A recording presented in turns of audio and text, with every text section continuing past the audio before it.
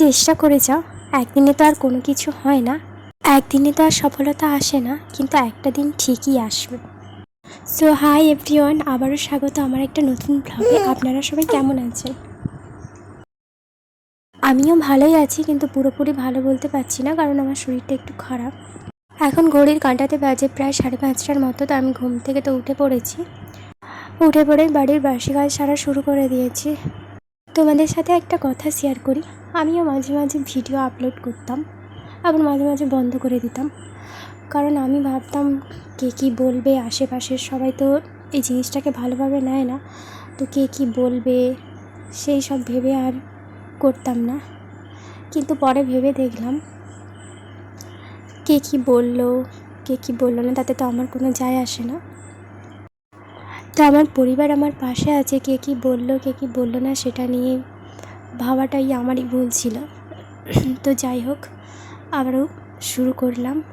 অনেক ভাবনা চিন্তা করে ভাবলাম না, এবার এই প্ল্যাটফর্মটাকেই বেছে নিই।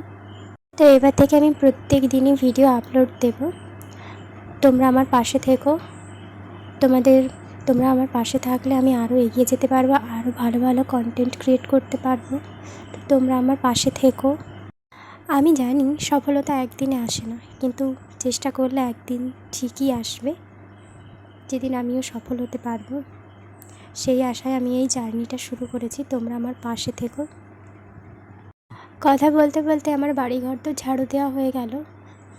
আজ হলো বৃহস্পতিবার, তাই আমাদের প্রত্যেক বৃহস্পতিবার করে পুরো ঘর মোছা হয়।